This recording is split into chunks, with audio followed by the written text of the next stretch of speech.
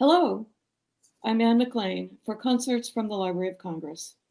We're celebrating Ludwig van Beethoven's 250th anniversary with a very special project, a Rehearing Beethoven Festival. We're featuring works for which the library has major primary sources, including autographed manuscripts and letters, and you'll be able to view these online on our website. It's a wealth of material to draw you into the mind of the composer. Take a look at our site, and I hope you'll join us for more events.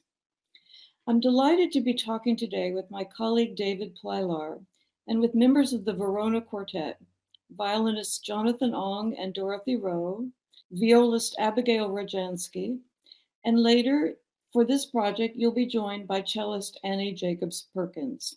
It's wonderful that you're part of our Beethoven Festival in a special focus on Beethoven's Hammerklavier Sonata in B-flat major, Opus 106. We're presenting back-to-back performances of this sublime, monumental, and sometimes mysterious sonata by you in David's transcription for string quartet and by pianist Adam Golka. So I wanted to take a moment, David, if you wanted to start a little by talking about the concept of rehearing Beethoven. I love the title, and this was your choice. How did you come up with that title? Well, the entire festival is largely built around a chance to hear all of Beethoven's symphonies in transcription, in a variety of transcriptions, ranging from solo piano to wind nonette. Including a string quintet and other things like that. We wanted to make them available in the Coolidge Auditorium in ways that we couldn't really with the full symphonies. Of course, then when the pandemic hit, that went out the window as an option. So it's kind of another way to present this very familiar music in ways that might have been familiar to people long ago. They might have encountered this music as a forehand work or as a in a version that you could hear outside with winds, or there's different ways that people would encounter this music, and it kind of teaches us something different about it every time that we're able to access these things. So the idea here is just to have a collection of familiar works presented in a unique way, and so the Hammerklavier project happened to fit into that, in that it's another way to hear this kind of monumental work for solo piano. It's a huge challenge. Hammerklavier is monumental.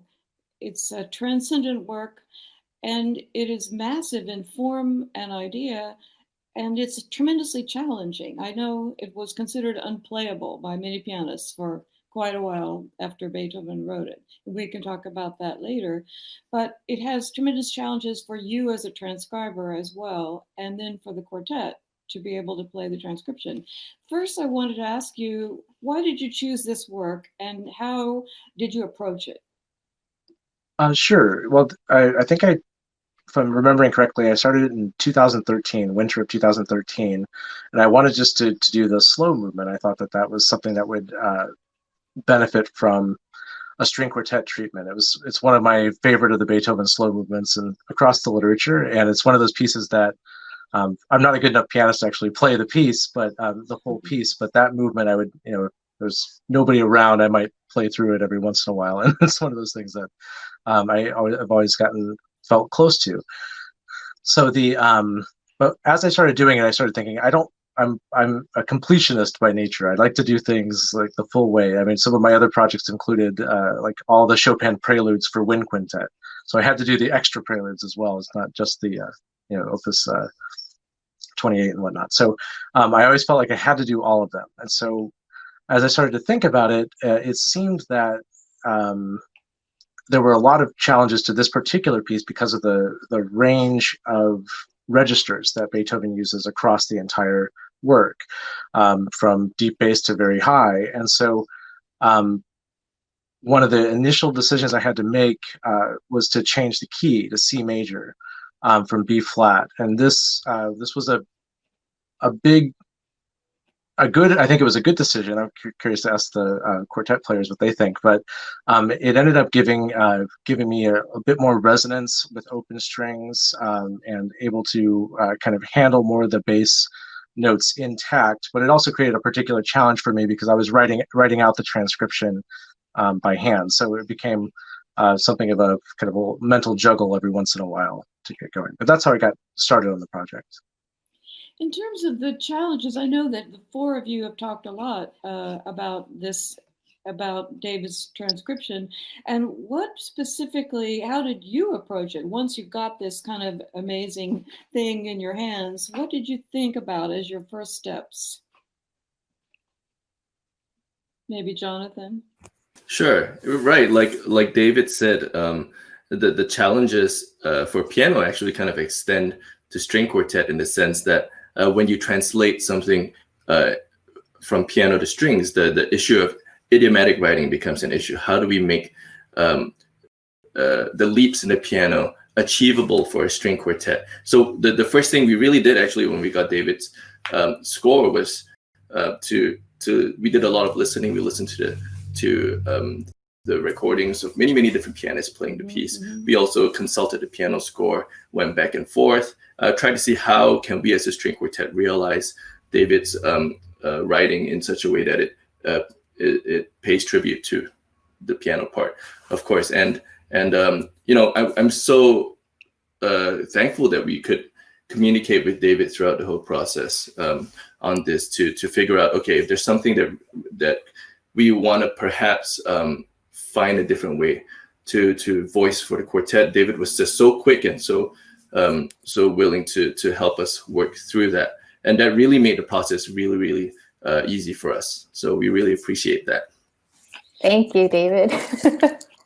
You know, people often talk about, and David and I have talked about this a lot, how transcriptions are revelatory, can be revelatory, especially very good ones, and what they take you into the heart of a piece in a unique way. And I wanted to ask you, now having experienced this as string players, how do you look back on it as a piano piece? Maybe that's a tricky one. Or David, yeah, you have both perspectives.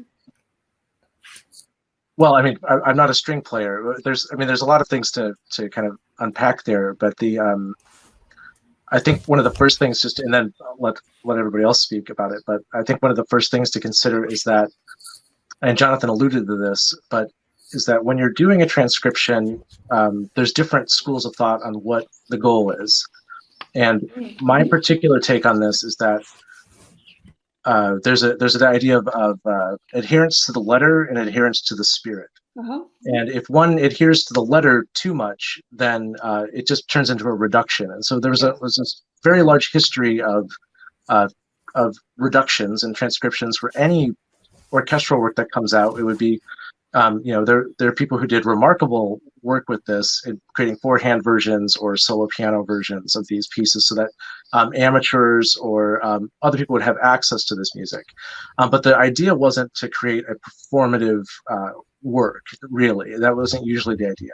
That changed with the advent of certain composers like Liszt coming into play to actually create performance versions that were not meant for amateur pianists to take on. They were meant for that if you're going to be performing it, this is going to be a new realization of the work's concept in this new instantiation and this new instrumentation. So my approach to any transcription that I do is that I want it to feel like it's as close as I can, as best I can, with my whatever those abilities are that I have, to make it so that it seems like it's in the world of the new instrumentation that it's being transcribed into. So therefore, you can't just do a one-to-one correspondence between every single note that you see in the piano part going over to the string parts. So first of all, there aren't enough players to accomplish that, and secondly, it ends up being very dull and not very effective if you do that. So you have things that are just kind of basic things like how do you handle tremolos, how do you handle registral shifts, you know, all those different types of things. You have to come up with ways that work for the instruments. And so this is where, not to go on and on about it, but this is where being able to work with an ensemble makes a big difference in terms of having something that is usable. I wish I were a string player, but I'm not. So composers tend to have this, we do our best to, those of us who are not string players, we tend to be very prescriptive with the types of bowings or things like that that we think would be a good idea or we like to do. And then of course we as we get older we come to realize that those things are going to be like excised right away once that gets into the hands of a real player, because they'll do what makes sense for them and so forth and so on. So things that make sense to me might in practice may be not such a good way to handle it. So it's been a great pleasure to be able to work closely with them on just finding solutions to tricky problems, because it doesn't have to be this verbatim type of thing. It can be a place where if I've done something I think makes it easier, they may be able to make it much more easily. Maybe you can jump in here, but there's different ways to accomplish the same thing. And I think if we get stuck in thinking that it has to be one particular way, then we've kind of lost the whole notion of what a transcription is in terms of trying to translate it and make it into something that's playable in the new medium. Yeah, I thought. Oh, Yeah. Go ahead. No, I was just going to say, there's a great line by Arthur Schnabel, the pianist. Great music is music which is better than it can be played. What were you going to say? Right. Go for it, Dorothy.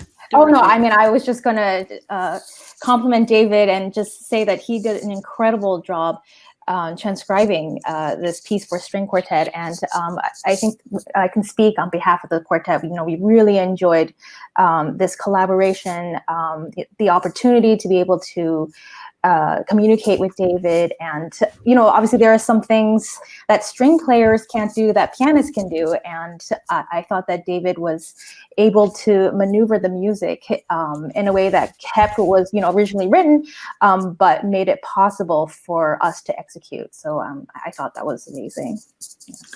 Yeah. There are beautiful violin parts that are made for you two guys. Those gorgeous fioritura-like things, very Chopin-esque in some ways, the ornamentation.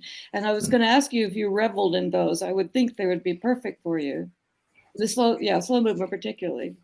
Oh yeah, that slow movement. There's this the middle section where I take on the piano line. It's actually really, I found it so interesting how David, you wrote it for violin. It really makes sense as a melodic line in my part, and I think about the way a pianist would play it, and trying to kind of copy that in the way I play it. I almost feel like I have to take on a violinistic approach to it that actually enhances that line. I will say, and no offense to pianists, that it really gives it a different dimension. And I was gonna say we played this for a bunch of concert pianists along the way, and all of them listen to it and say, "Wow, this arrangement really works." And so I think that's a huge testament to David's efforts in making this piece come to life. And when we first took this on, I remember looking at the music and thinking, this is really wild. Not just the arrangement, but the piece itself. And then it occurred to me, how often does a string quartet get to learn the Hammerklavier in such great detail and such great depth? Because not only are we playing the piece, each of us are playing different parts, and we really it's kind of a microscopic view into every single line and every single cell of this Hammerklavier. And I kind of wish that pianists also could, if they play the string instrument, could join us and learn this work. It's almost like taking it apart and putting it back together. I think to Jonathan's point, I very frequently will talk with my pianist friends, and when we talk about playing a string instrument, frequently we'll say, "Oh, let's sound more like a piano would. It has an impetus and then a decay naturally." And pianists talk about, "Oh, more like in one bow. We're always the grass is always greener." And so this was the perfect opportunity to actually exercise that experiment of what does it sound like? What do you actually have to do to sound like a piano? And actually, sometimes, do you want to actually sound like a piano? Like Jonathan was saying, taking on a more violinistic approach in this circumstance actually brought something special to the music that maybe, hopefully, Beethoven would have loved.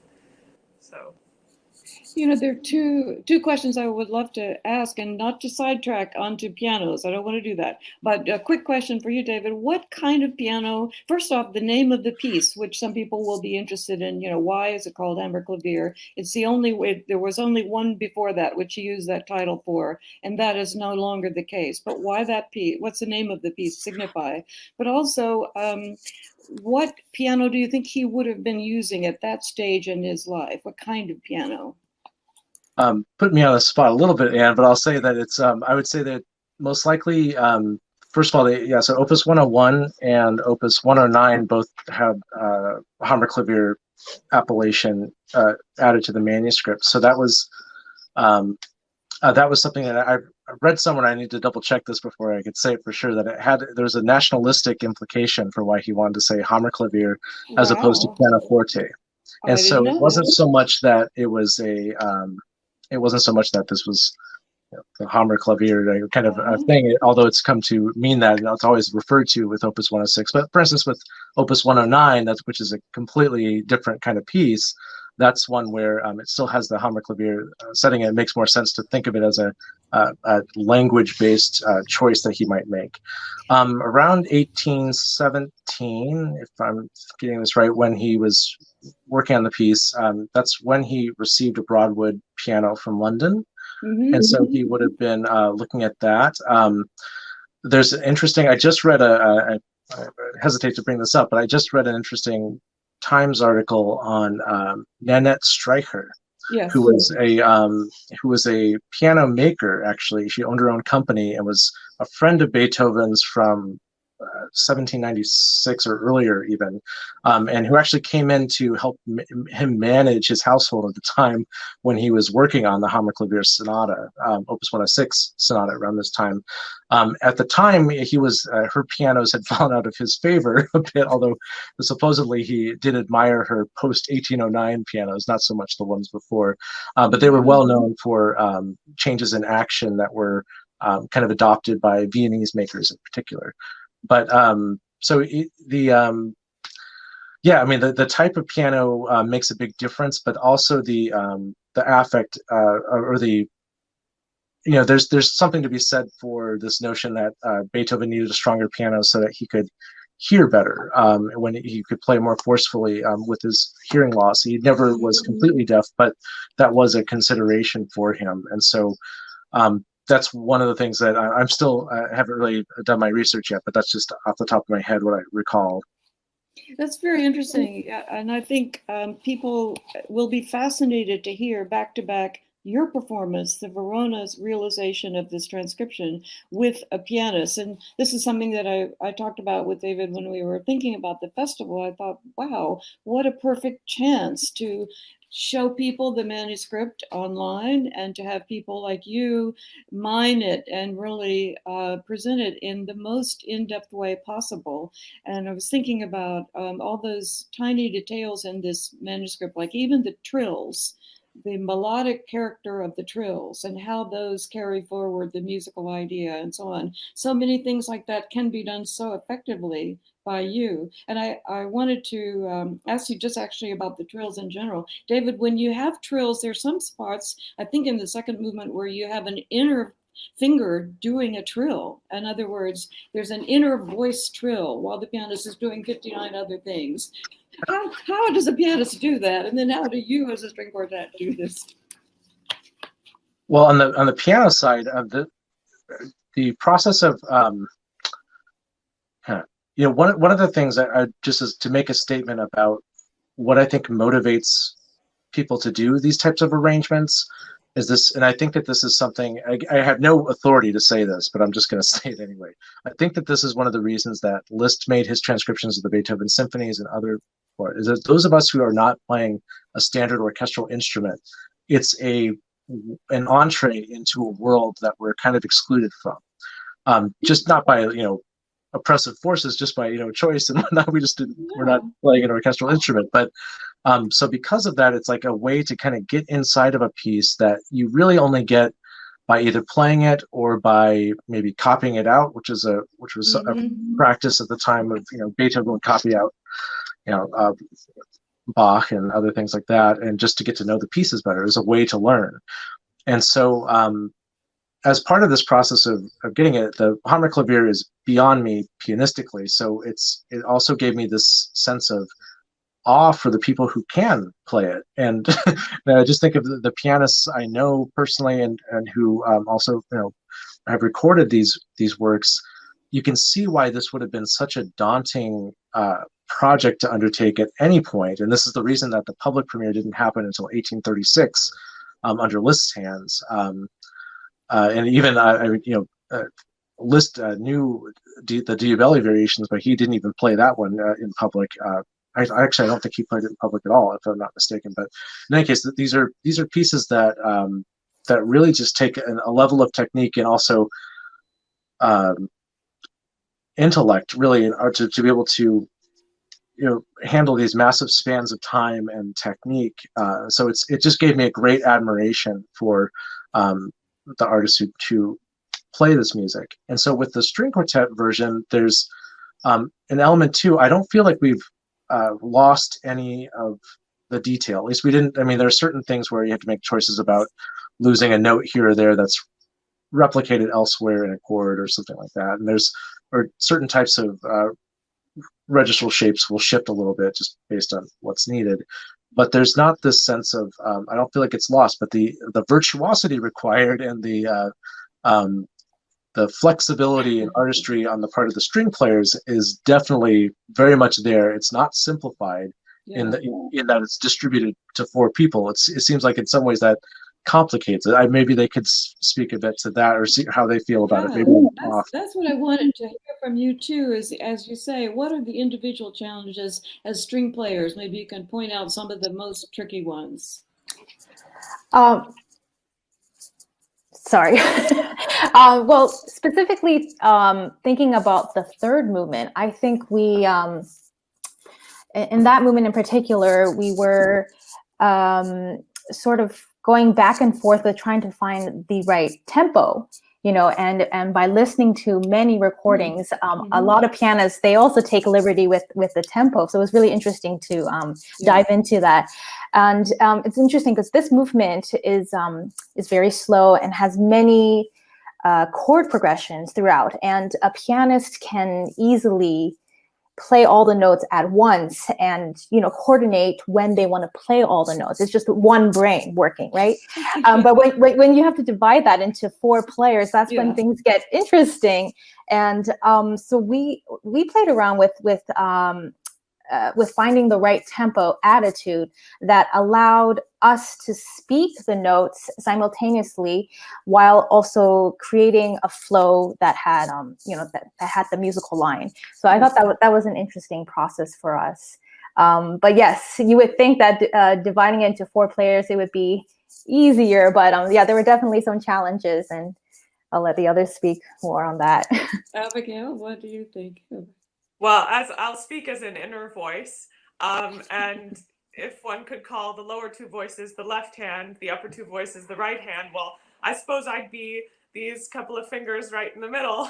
Yes. And I think that was so interesting to think about that, because Beethoven, we talk about this as string players. I mean, he was so exceptional at writing idiomatically for the instruments that he wrote for all of them.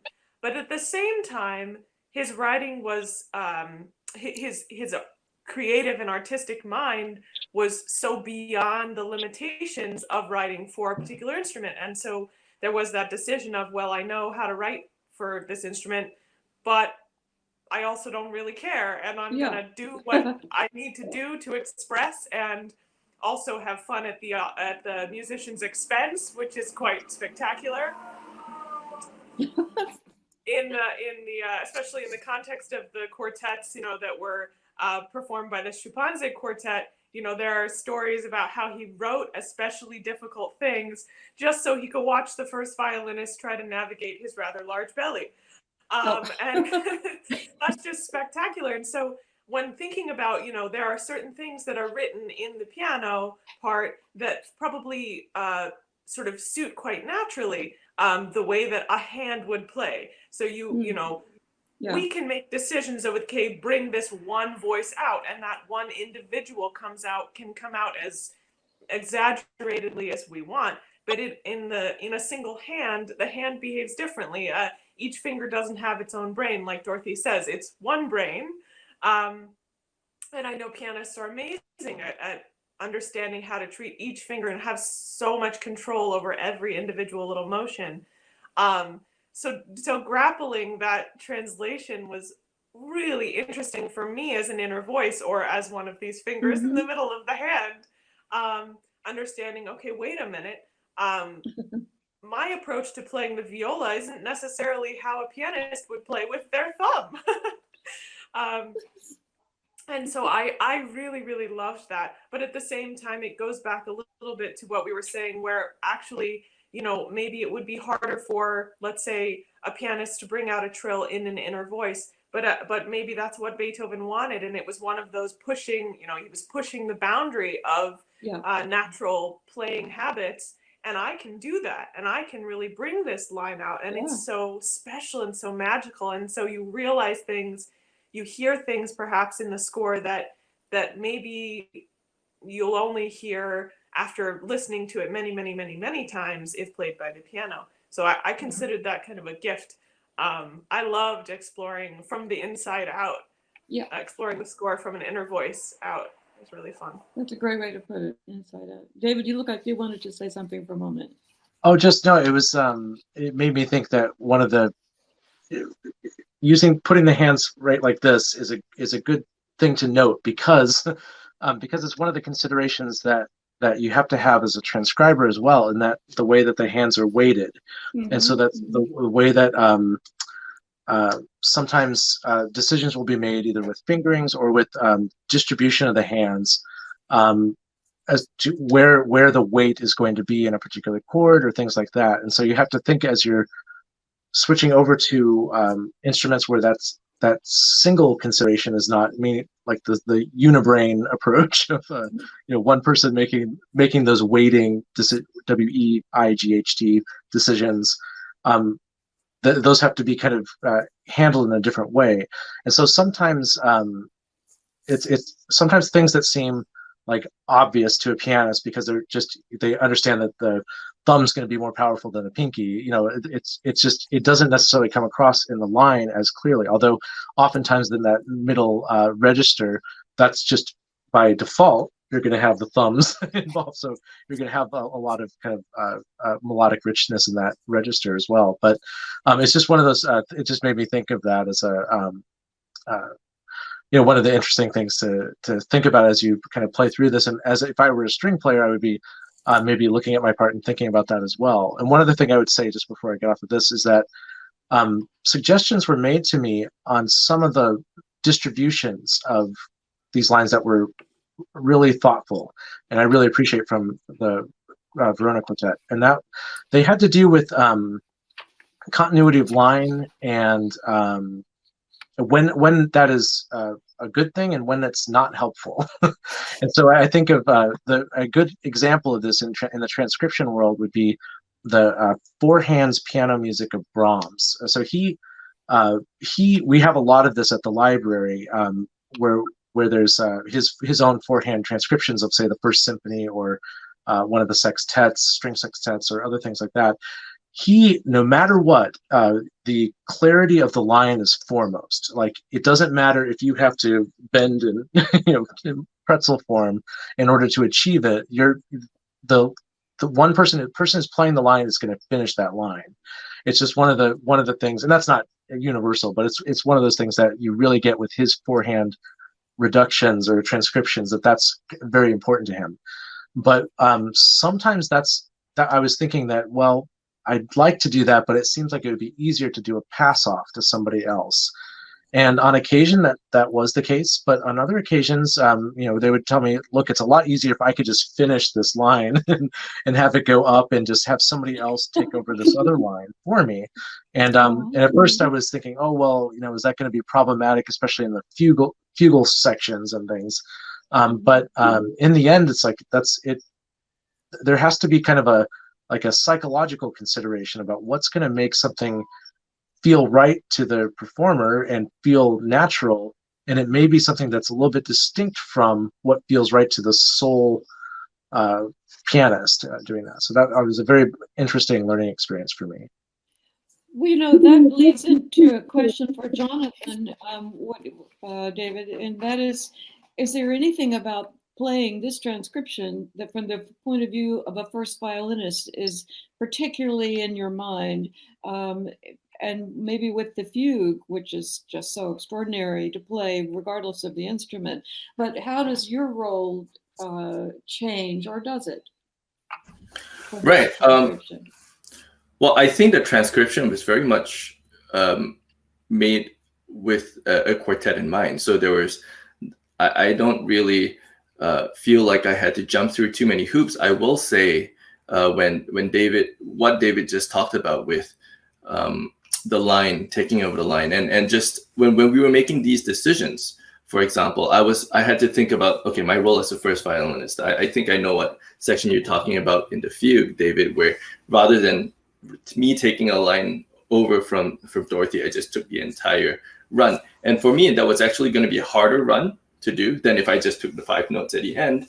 But then I thought about weighing the difference between having the melody be extremely clear or having an easier time. And I decided at the end of the day that it was more important. And the quartet also decided, not just me, of course, I'm not in charge, but the quartet decided that, okay, actually it's even though it takes a little bit more time for me to work this out in my own playing, that serves the line more. And, we're all in service of the music. So I think no, for most part, to answer your question, it felt very much like a first violin part. There are some sections that I will forever use as my warm-up routine because they're so good for my hand, especially that run in the third movement in the middle section. Just you could turn it into an etude book for just warming up your hand in the morning. It's really great. Well, I want to ask you one quick question, and then I have another line of thought before we stop talking. About the very opening of the piece, which is so iconic. Everyone knows that. Even if you don't know the whole piece, you've heard this if you're a musician. And I wondered, is it difficult to pull that off, as it makes such a huge statement at the very beginning with 4 people? I think actually, interestingly, the opening of the first movement is very quartet-like. It's chordal. It's almost just like a chorale. And the fact that it's been transcribed by David to C major for a C instrument, an instrument with an open C string, actually sits beautifully right away. It's resonant. It's powerful. It feels good to play. Now I know it's very high for Jonathan. So here I am reveling in my C string, and he's up there in the strap. Okay, I was just curious because Right. No, it's fine. It just took a little bit of practice and making sure that it's actually it really the composer's job is to realize his imagination to the fullest extent of his creative potential, and the quartet's role is to realize to the best of their ability the composer's wishes. And I think we had a really great synergy there where we were able to do that, because yes, there were some passages that were very tricky to figure out, but at the end of the day, I feel like we managed to, it really pushed our, we kind of raised the bar for us, and we were, through work and constant communication, I hope we were able to realize, David, what your intentions were for the work. Oh, sure. I'm sure you will. I was thinking about this. I was reading that Nietzsche had made a remark about this piece required orchestration. He called it only an unsatisfactory piano arrangement of a symphony, which is kind of a fascinating thing. You can read about this in a book that he wrote called All Too Human. But what interested me about that, aside from just not having encountered this before, is that it speaks to Beethoven reinventing this form, reinventing and going far beyond the bounds of the sonata into a world of the essence of his idea. I'm so excited about this project because it reveals that path that he was on very, very much. And I wanted to say personally to you that I know it's been, it is tricky and difficult to rehearse such a masterwork in our current circumstances. But I wanted to let the audience know that this year, in spite of tremendous challenges, has been a very good one for you in two important ways: that you won the Cleveland Quartet Award, which is so prestigious, and now you are the quartet in residence at the Oberlin College and Conservatory. When did that start? And what are your plans there? When did you take that role up? So we started teaching at Oberlin this academic year, so just a few months ago in September. So we were previously based in Boston, and we all, moved to the Midwest in August, end of August, and yeah, we're in residence here, and we're curating a chamber music course for the college students. And so it's been very interesting during COVID times. We've sort of created a hybrid model. Thankfully, we've been able to coach some groups in person, obviously socially distanced, and we have a whole plexiglass in between us and the students, and we've been able to do a group class via Zoom. Zoom is, the thing that everyone's using these days. So we've been, making it work, and it's been very exciting, and we're so happy to be here. Yeah, we're excited for you. Really, congratulations. Thank you. David, do you have any more final thoughts on this? The one thing I wanted to mention that you alluded to earlier, and that just so people watching will have a chance to check it out, is that the Library of Congress owns, it's either 5 or 6 pages of sketches for the Hammerklavier Sonata. And so they're spread out. There's a whole bunch of sketches. There's no actual, kind of final manuscript of this piece available, or any type of continuity draft. So there's a lot of different sketch leaves that are out there. And we actually just recently acquired some from the third movement. And then we also have several from the fourth movement. So they're available online. You can download them and check them out.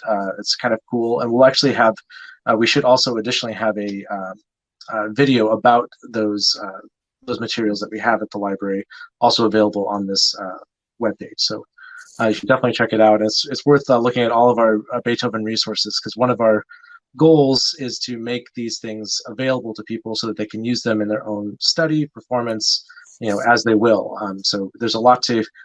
They're sometimes incomprehensible, I'll admit, with some of these Beethoven sketches, but at the same time, that you can clearly see certain things, elements of the fugue and elements of the slow movement that just kind of pop from the page, and it's interesting to see them kind of at this kind of genesis point. So, well worth your time for sure.